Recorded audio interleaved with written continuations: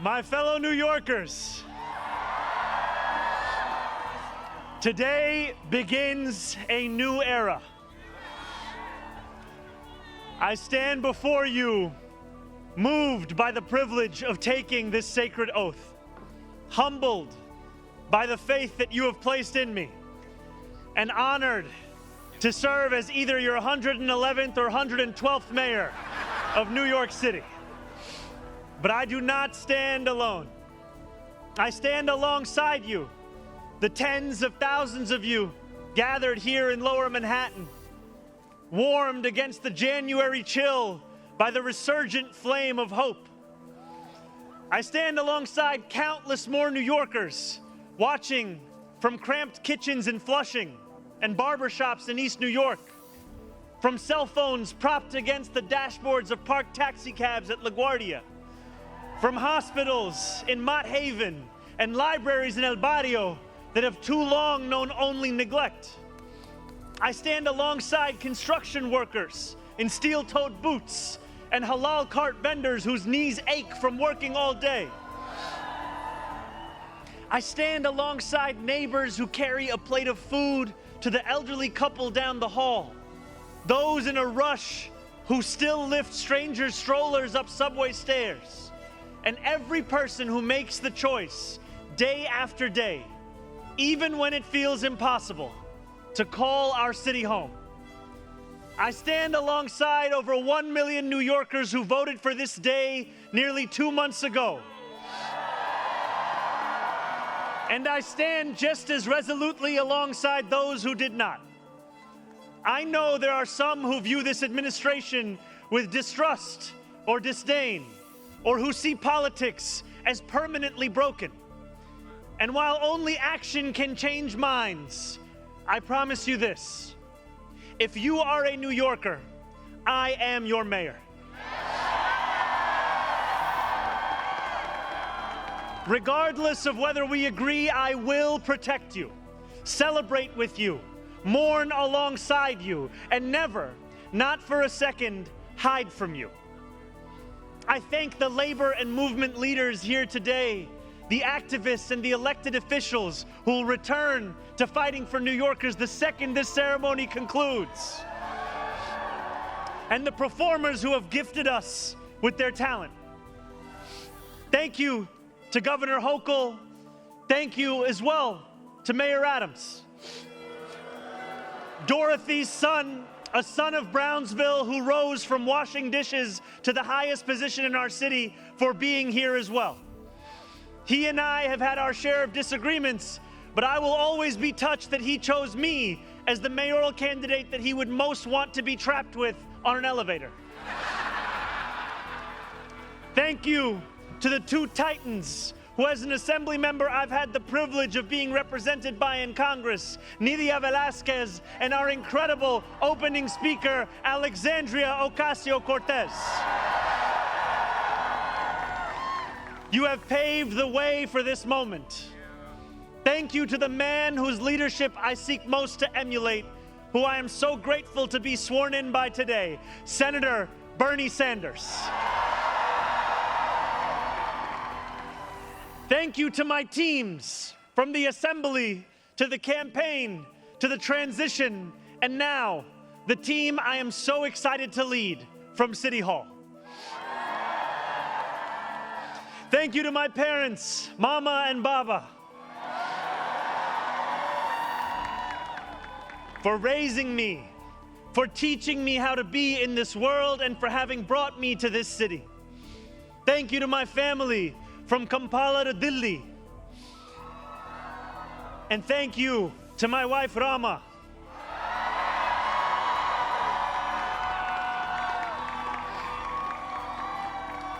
For being my best friend and for always showing me the beauty in everyday things.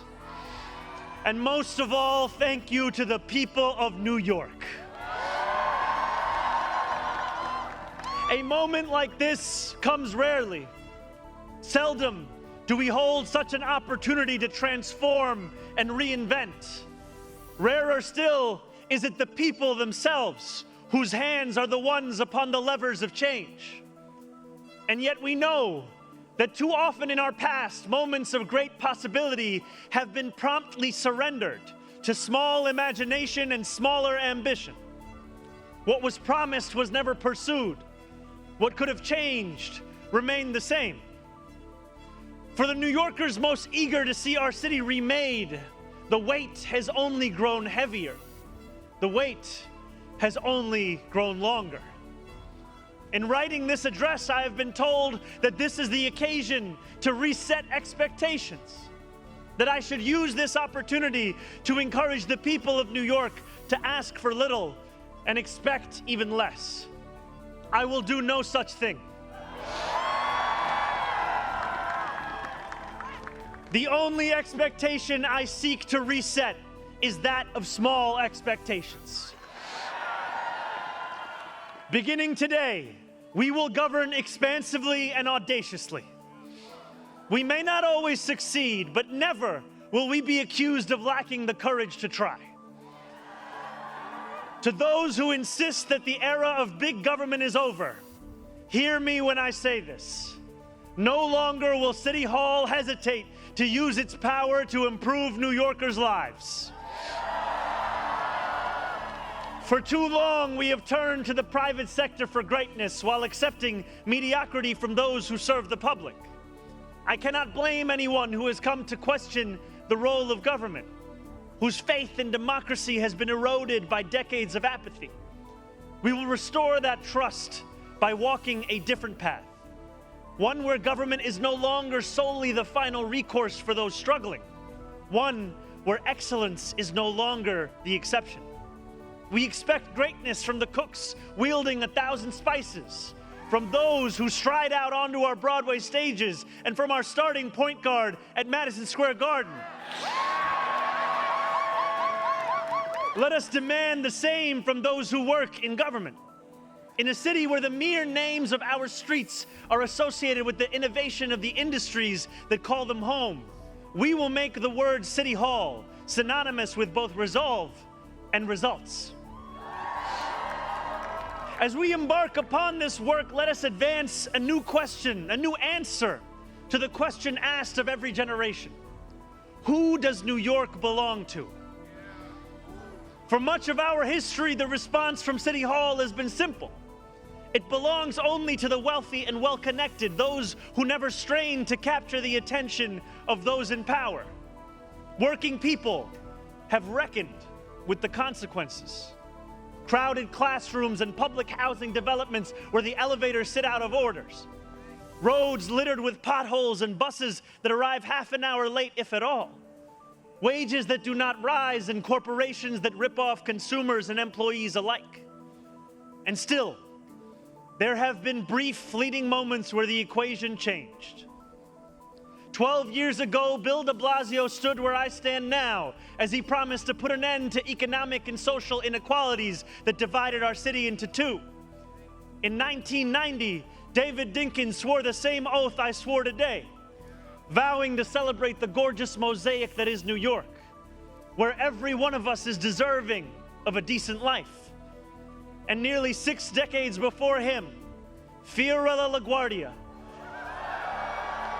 took office with the goal of building a city that was far greater and more beautiful for the hungry and the poor. Some of these mayors achieved more success than others, but they were unified by a shared belief that New York could belong to more than just a privileged few. It could belong to those who operate our subways and rake our parks, those who feed us biryani and beef patties, picanha and pastrami on rye. And they know that this belief could be made true if only government dared to work hardest for those who work hardest. Over the years to come, my administration will resurrect that legacy. City Hall will deliver an agenda of safety, affordability, and abundance, where government looks and lives like the people it represents, never flinches in the fight against corporate greed, and refuses to cower before challenges that others have deemed too complicated. In so doing, we will provide our own answer to that age-old question. Who does New York belong to? Well, my friends, we can look to Madiba and the South African Freedom Charter. New York belongs to all who live in it. Together, we will tell a new story of our city. This will not be a tale of one city governed only by the 1%, nor will it be a tale of two cities, the rich versus the poor. It will be a tale of 8.5 million cities, each of them a New Yorker with hopes and fears, each a universe, each of them woven together. The authors of this story will speak Pashto and Mandarin, Yiddish and Creole. They will pray in mosques, at shul, at church, at gurudwaras and mandirs and temples. And many will not pray at all.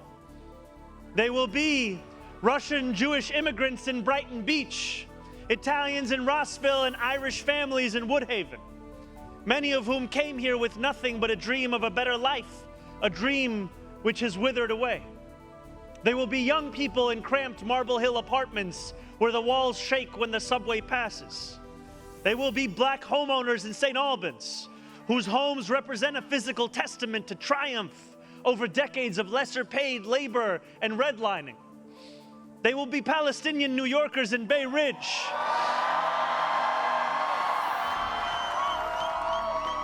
who will no longer have to contend with a politics that speaks of universalism and then makes them the exception. Few of these 8.5 million will fit into neat and easy boxes. Some will be voters from Hillside Avenue or Fordham Road who supported President Trump a year before they voted for me, tired of being failed by their party's establishment. The majority will not use the language that we often expect from those who wield influence. I welcome the change. For too long, those fluent in the good grammar of civility have deployed decorum to mask agendas of cruelty. Many of these people have been betrayed by the established order. But in our administration, their needs will be met. Their hopes and dreams and interests will be reflected transparently in government. They will shape our future. And if for too long these communities have existed as distinct from one another, we will draw this city closer together. We will replace the frigidity of rugged individualism with the warmth of collectivism. If our campaign demonstrated that the people of New York yearn for solidarity, then let this government foster it. Because no matter what you eat, how you pray, or where you come from, the words that most define us are the two we all share: New Yorkers. And it will be New Yorkers who reform a long broken property tax system. New Yorkers who will create a new Department of Community Safety that will tackle the mental health crisis and let the police focus on the job they signed up to do. New Yorkers who will take on the bad landlords who mistreat their tenants and free small business owners from the shackles of bloated bureaucracy. And I am proud to be one of those New Yorkers. When we won the primary last June, there were many who said these aspirations and those who held them had come out of nowhere. Yet one man's nowhere is another man's somewhere. This movement came out of 8.5 million somewheres. Taxi cab depots and Amazon warehouses, DSA meetings and curbside domino games. The powers that be had looked away from these places for quite some time if they'd known about them at all. So they dismissed them as nowhere. But in our city, where every corner of these 5 boroughs holds power, there is no nowhere and there is no no one. There is only New York and there are only New Yorkers. 8.5 million New Yorkers will speak this new era into existence. It will be loud. It will be different. It will feel like the New York we love. No matter how long you have called this city home, that love has shaped your life. I know that it has shaped mine. This is the city where I set land speed records on my Razor scooter at the age of 12. quickest 4 blocks of my life. The city where I ate powdered donuts at halftimes during AYSO soccer games and realized I probably was not going to be going pro.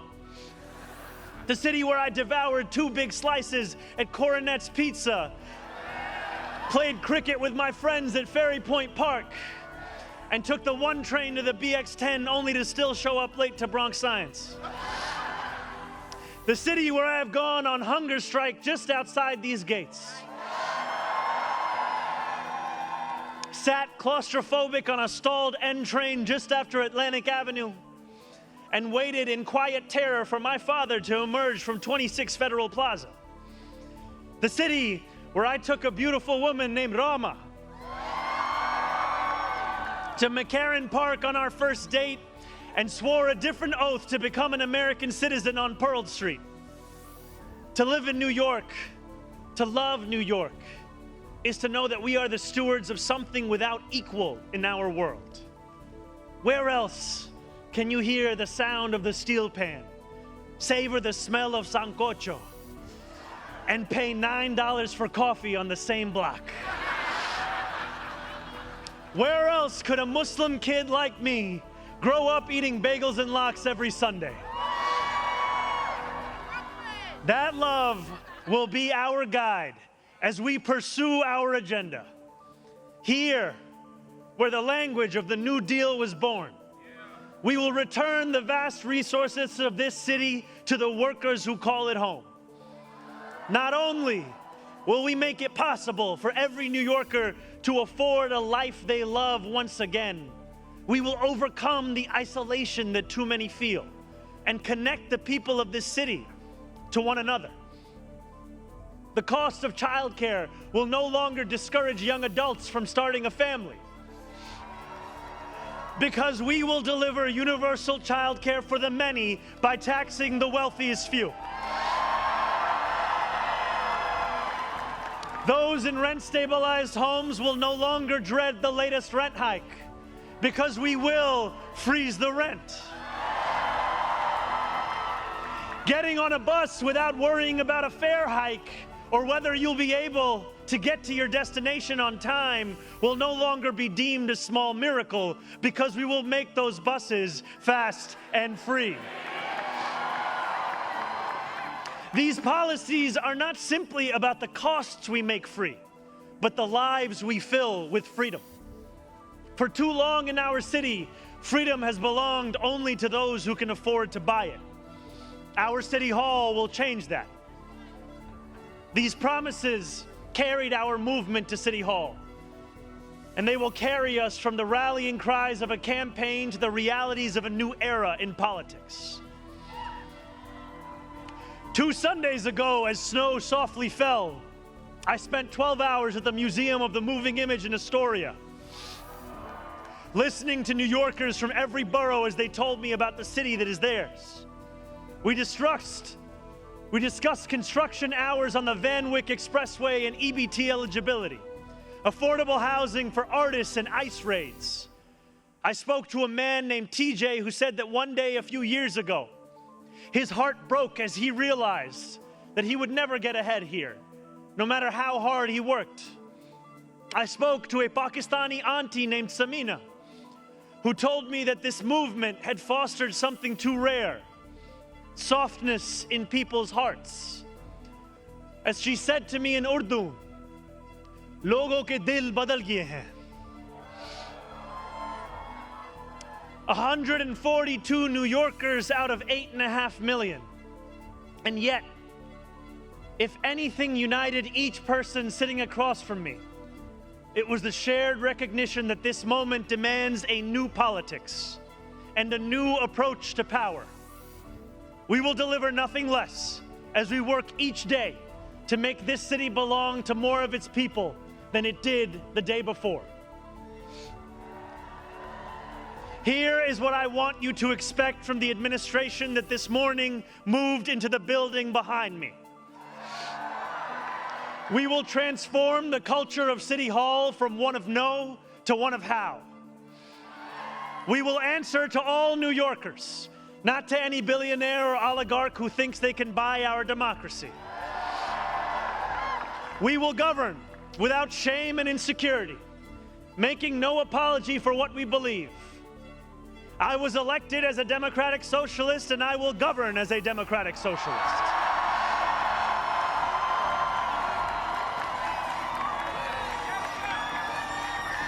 I will not abandon my principles for fear of being deemed radical. As the great senator from Vermont once said, what's radical is a system which gives so much to so few and denies so many people the basic necessities of life.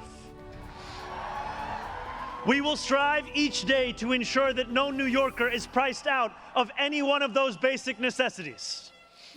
And throughout it all, we will, in the words of Jason Terrence Phillips, better known as Jadakiss or Jay to the Moi,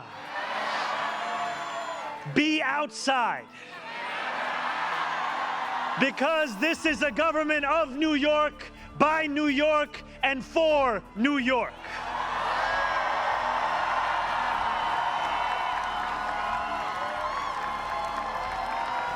Before I end, I want to ask all of you, if you are able, whether you are here today or anywhere watching, to stand with me. I ask you to stand with us now and every day that follows. City Hall will not be able to deliver on our own. And while we will encourage New Yorkers to demand more from those with the great privilege of serving them, we will encourage you to demand more of yourselves as well. The movement we began over a year ago did not end with our election. It will not end this afternoon. It lives on with every battle we will fight together. Every blizzard and flood we withstand together. Every moment of fiscal challenge we overcome with ambition, not austerity, together. Every way we pursue change in working people's interests rather than at their expense, together. No longer will we treat victory as an invitation to turn off the news. From today onwards, we will understand victory very simply. Something with the power to transform lives, and something that demands effort from each of us every single day. What we achieve together will reach across the 5 boroughs, and it will resonate far beyond. There are many who will be watching. They want to know if the left can govern. They want to know if the struggles that afflict them can be solved. They want to know if it is right to hope again. So standing together with the wind of purpose at our backs, we will do something that New Yorkers do better than anyone else. We will set an example for the world. If what Sinatra said is true, let us prove that anyone can make it in New York and anywhere else too. Let us prove that when a city belongs to the people, there is no need too small to be met, no person too sick to be made healthy, no one too alone to feel like New York is their home. The work continues.